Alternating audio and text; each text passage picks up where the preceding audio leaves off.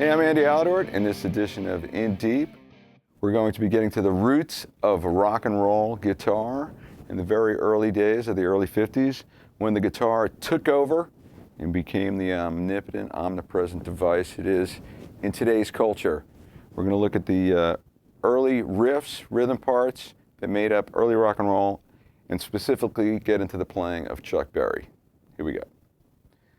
A record many people consider to be the first rock and roll record, although of course you can't really say that, but certainly one of the first, is a record called Rocket 88, recorded by Jackie Princeton and his Delta Cats. The band was really Ike Turner's band, and that song was recorded in March of 1951.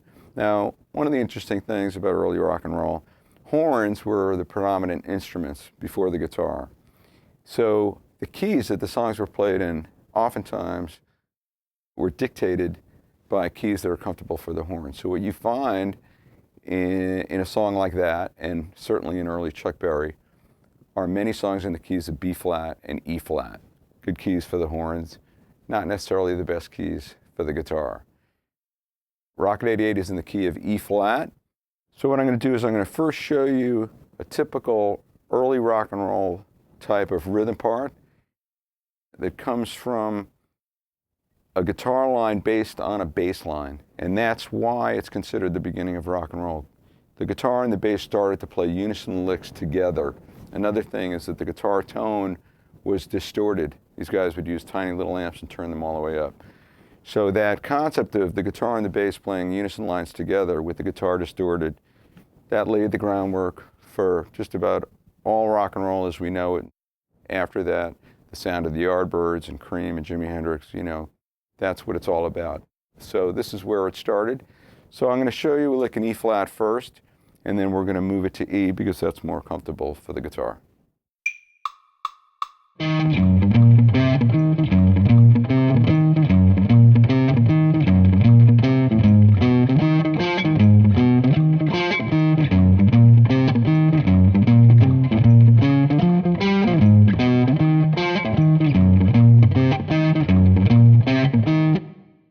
Now we're in the key of E flat, and what we have here is a lick that is based on E flat mixolydian.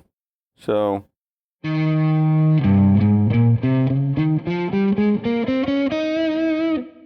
we got the E flat root note here, and then we're gonna go from a half step below a passing tone, the minor third, into the major third, and then to the fifth. And that's the sixth, C in the key of E flat.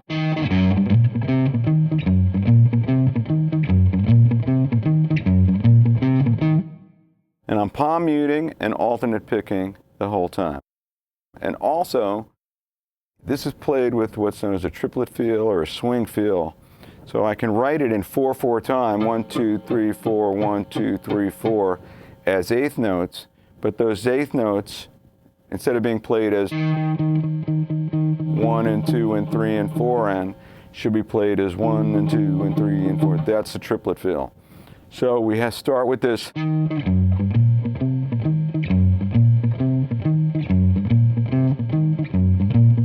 we go to A flat. So same deal here. Here's the A flat. You can think of that as A flat major pentatonic as well. So passing tone into the major third of A flat. Back to E flat. B flat. A flat.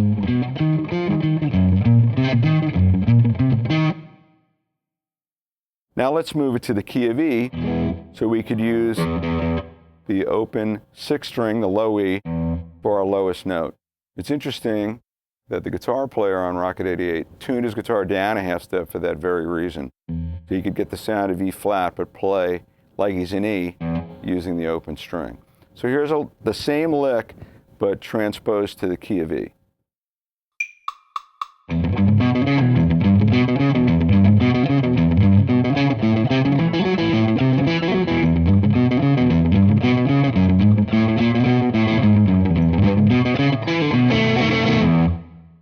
All right, you'll hear a lick like this at this tempo. You can see it's a lot faster on James Cotton's version of Rocket 88.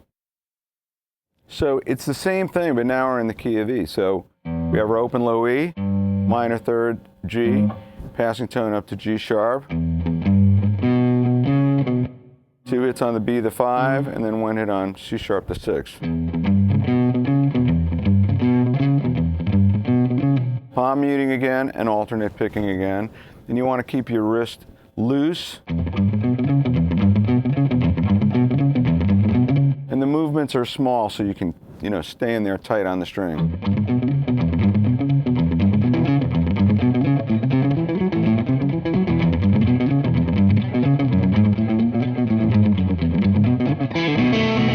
So at the end there, I come off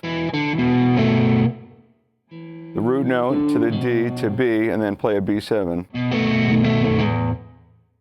And you're going to hear a lick like this on Stu Ray Vaughan's Rude Mood, which was inspired by a Lightning Hopkins song called Hopkins Sky Hop.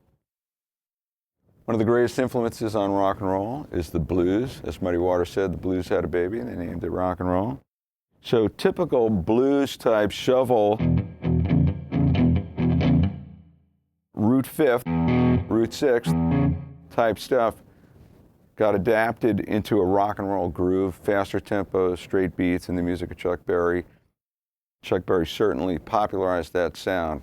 So the next series of examples are going to be played using root 5th, root 6th type forms. We're going to bring the passing tone, minor third, major third thing back into that type of figure because Chuck Berry did that as well. And we're going to do it in E and some of the other keys that Chuck liked to use.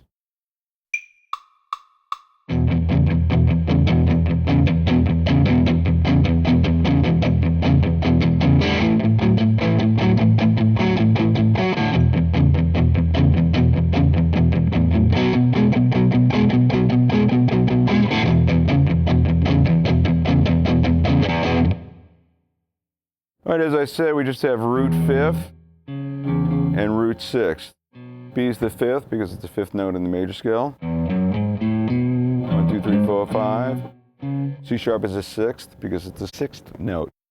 So you're alternating, again, palm muting, all downstrokes. So you hear this in the earliest 50s rock and roll, and then that got updated by T-Rex, Bang-A-Gong in the 60s. And of course, it's a sound that's going to be there forever. So then we just move over one set of strings to go to the 4-chord A. Same deal, one string higher, the 5th of A and the 6th of A. Back to E. And then for B, do a little bit of a stretch.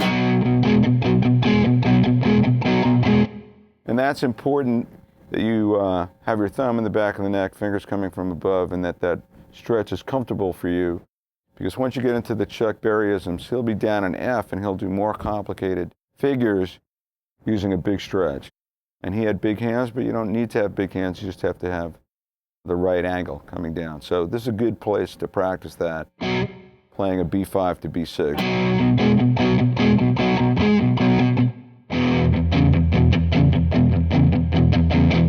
And you might have noticed sometimes when I go to change chords, I'll do an upstroke on open strings like.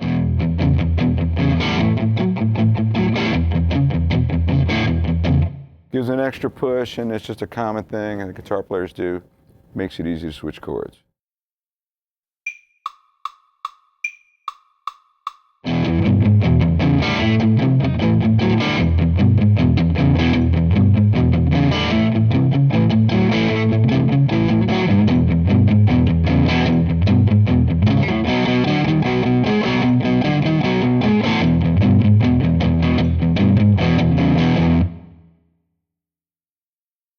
So in this part, I took that root 5th, root 6th, but I brought the minor third to the major third passing tone in there. And then that upstroke on open strings when I switch from one chord to the next.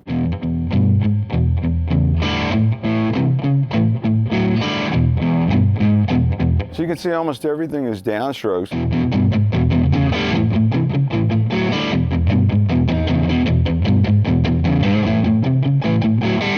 Except for that one upstroke on the last eighth note on each bar, just as a push into the next downbeat of 1.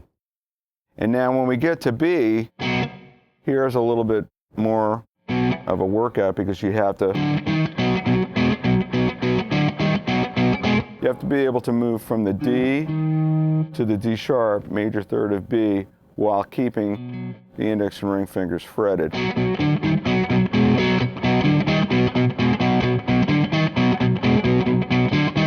So when you play these two notes, you can just play those notes by themselves. You don't have to worry about trying to getting the D string in there too. So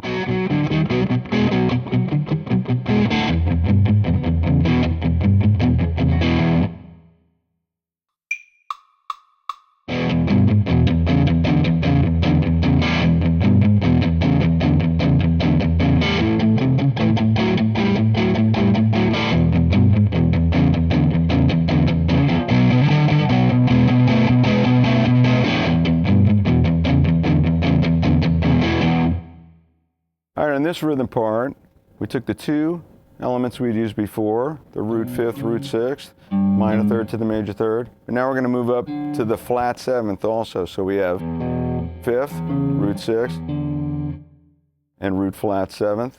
Again, this stuff goes back to the blues.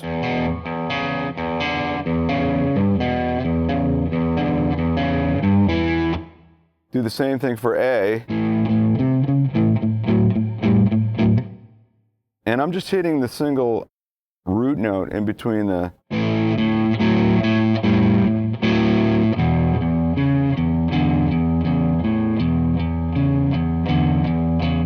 Now when we get to B up here, I move the B from down here to up here because I'm going to need to be able to play the root note with the flat seventh over here. It's just not that practical.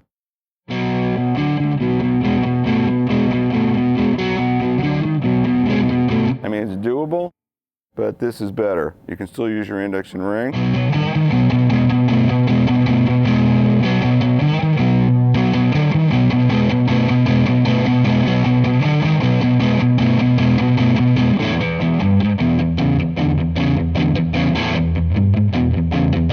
And you give an extra accent when you're hitting the two notes.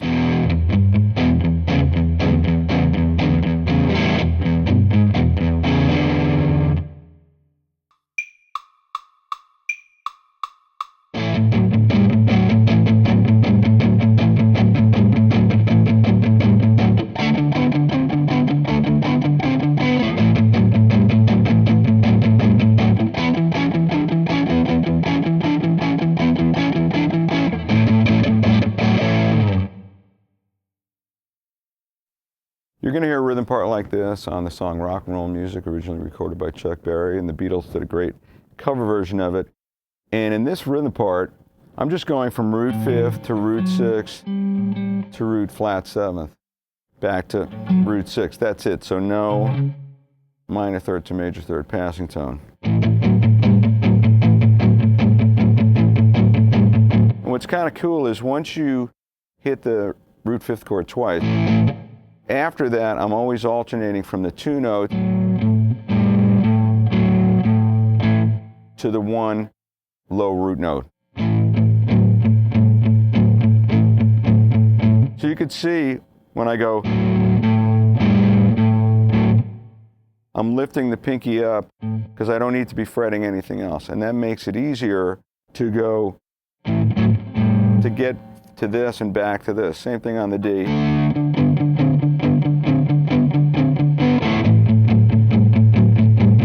You can just drop that pinky down while you're keeping that there. So at the end there, I stay on the E for 3 bars and then go back to the A.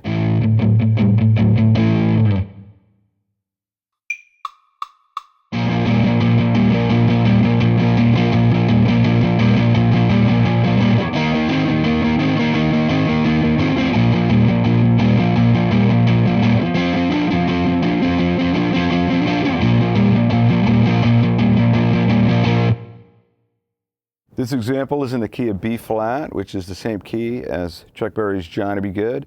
And I just want to demonstrate a very straightforward rock and roll type, Chuck Berry type, root fifth, root sixth guitar part. As simple as it is, this is the foundation of rock and roll guitar. Just 2 hits on the root fifth, 1 hit on root sixth, back to root fifth. And you can see here, I'm using alternate picking. Drumming.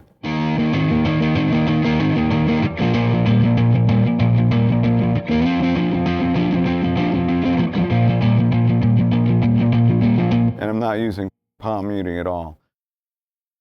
You'll find that you can do it much faster that way too.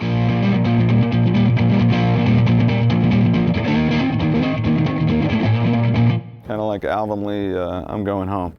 If you want, you could use all downstrokes. More punk-like Johnny Ramone style. But you know, you'll hear that looser sound in Chuck Berry's technique.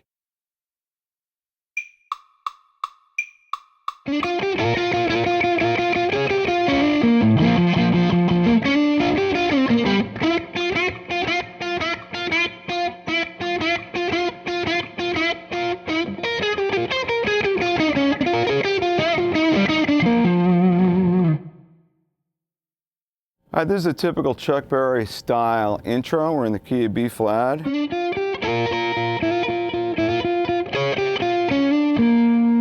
So I'm sliding up to the major third of B flat to D, and then fifth to sixth. And this is like a 3s on 4s. 1, 2, 3, 1, 2, 3, 1, 2, 3. And then I drag the ring finger down in a bar.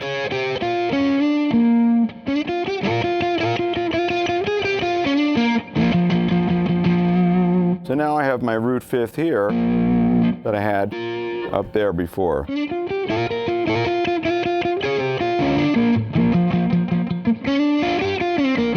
And that's kind of a cool lick. Gets into major pentatonic for a second. Then over the E flat,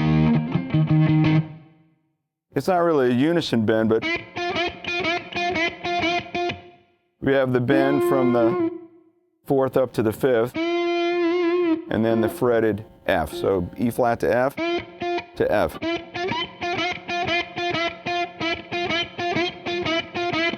And you can see I'm using my middle finger and index finger. That's how Chuck would fret on a diagonal like that.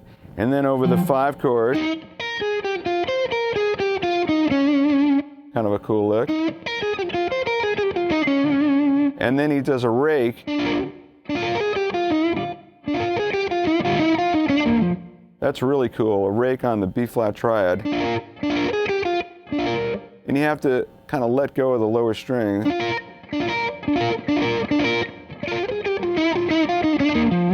When you get up to the high B flat. Right back to the bending.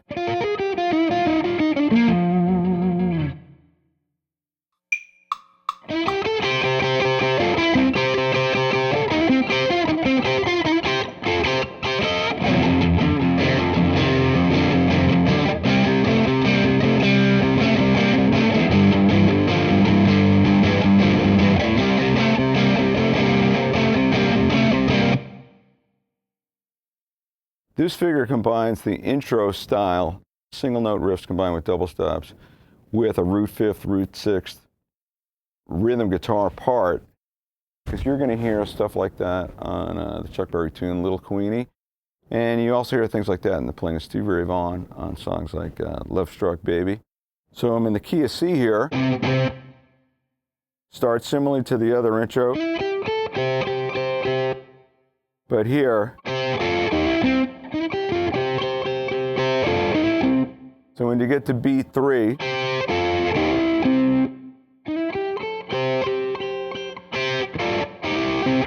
I go from those 2 notes barred to these 3 barred, and then hammer right away from the minor third E flat to the major third E. followed by the root note.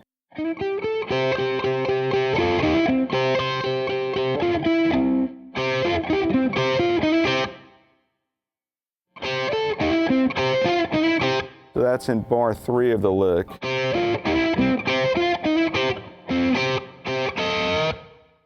Chuck Berry liked to do things like that, create syncopated rhythms, which is the same as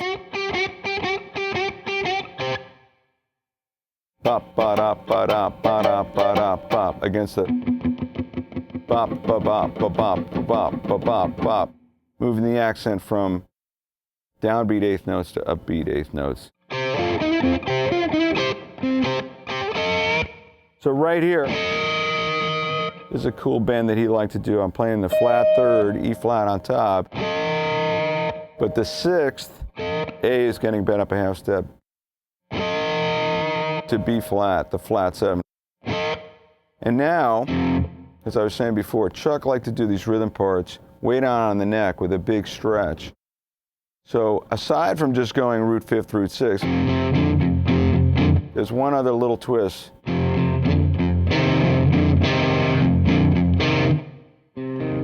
I'm using an index finger bar on the bottom 3 strings. So when I come off the root 6, right there, I can have the flat 7 over here. So it's not like needing to reach up, which would be ridiculous to get the E flat in there, the flat 7th. I can get it right there.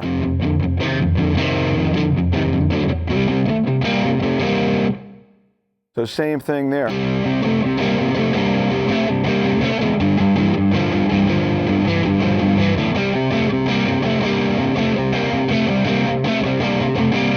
So it's also nice because you're moving from 2-note pairs, 5th and 4th to 4th and 3rd. And that flat 7 can ring and really fill out the sound of the rhythm part. As I mentioned earlier, E flat is a common key in early rock and roll. A great Chuck Berry tune that he played and recorded in the key of E flat is Roll Over Beethoven. So this next example is played in that style. And it's cool to practice playing an E flat because it is so uncommon for the guitar. Back in those days, it was not. So here we go. This example is in the key of E flat.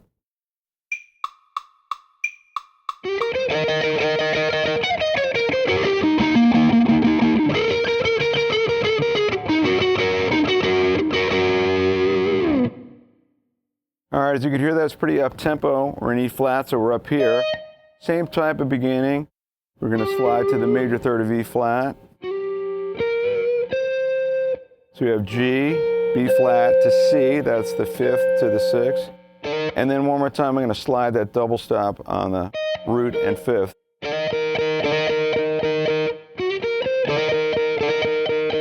But this is kind of cool. Chuck did this quick pullback. When the Beatles did the tune, I think they did it in the key of D. I don't think they did it in E flat, but George Harrison would go. He would just do it as a pull-off.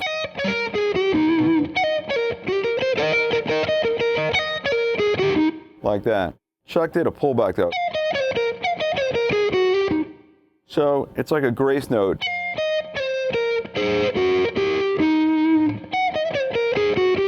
Then again on the root 5th here.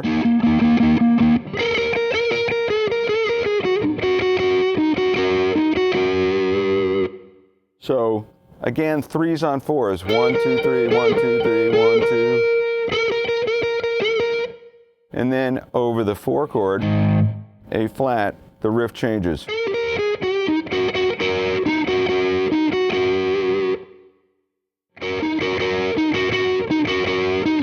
And that is another 3 on 4s type of thing. 1, 2, 3, 1, 2, 3, 1, 2, 3, 1, 2, 3, 1, 2, 3. And this is the bedrock of rock and roll guitar. You're going to hear this in the music of the Stones when you think of a song like Can't You Hear Me Knock and the End Jam. Tons of Stone stuff.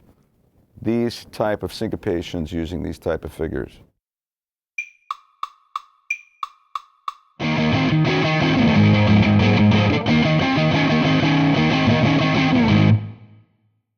All right, that was pretty up-tempo, as you could hear.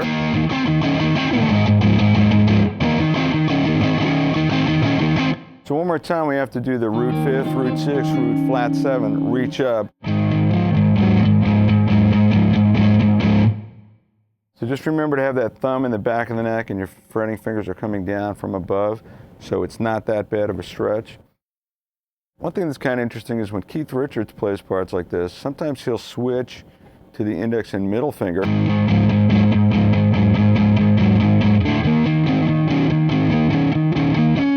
Because it's definitely easier to reach up with the pinky if you're using your middle finger for the fifth, as opposed to,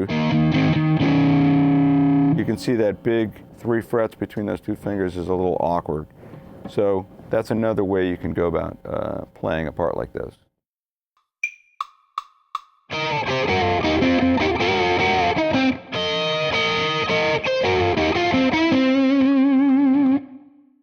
All right, here's an example of using double stops, different types, by using barring. So I'm in the key of C.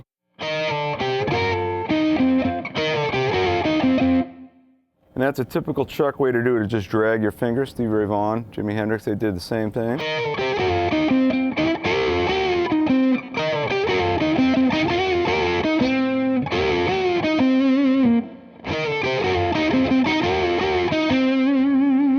So just pull it back. And there you go, right here, another double stop type figure with a bend. And then here, we did this before. We have our E flat minor third with A the sixth, bent up a half step.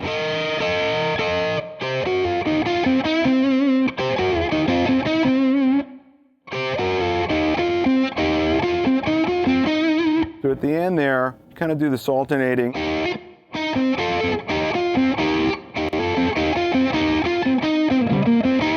It's another typical rock and roll type of thing. You hear Eric Clapton do this in his solos.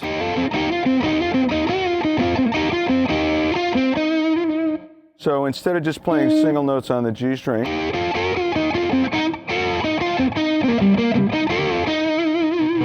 Stevie Ray Vaughan, Jimi Hendrix, they all adopted that.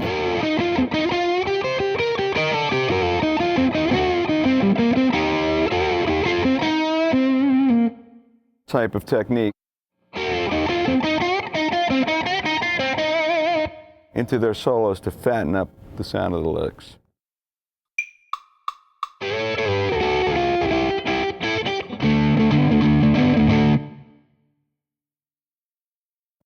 All right, in this example, I'm using different type of double stops. You hear Chuck Berry do stuff like this on Sweet Little 16. So I'm playing thirds. This example is in the key of D, so I'm on the 5 chord, A. So I'm sliding up to the A root note and the major third, and then back to the flat 7 and the 9th, G and B. So you could say this is based on A mixolydian. But he's not thinking about that, you know, it's just a melodic lick. So this here is like the 6th and the root for A, and then you just pull it back chromatically to the 5th and the flat 7th.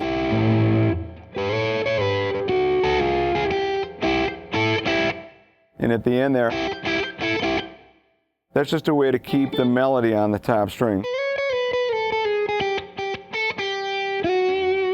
And then move back into the tonic D.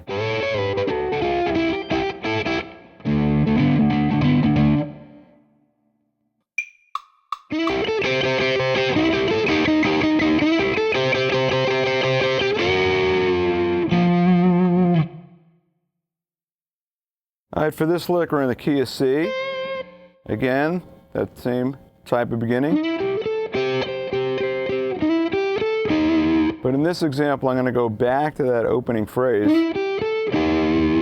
and instead of using these two notes for C, I'm going to move that bar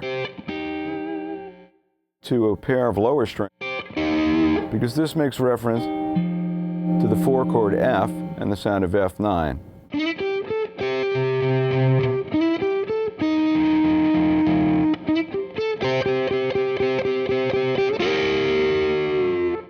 That's another thing Chuck liked to do. He'd grab both strings and do a slow release into the 4-chord. Let's wrap up this column with a classic Chuck Berry style ending.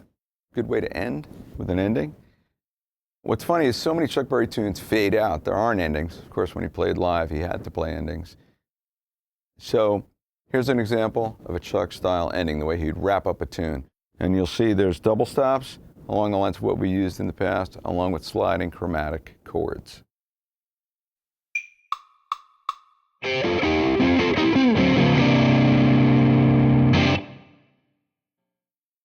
Okay, this riff is in the key of C. Very simple melody.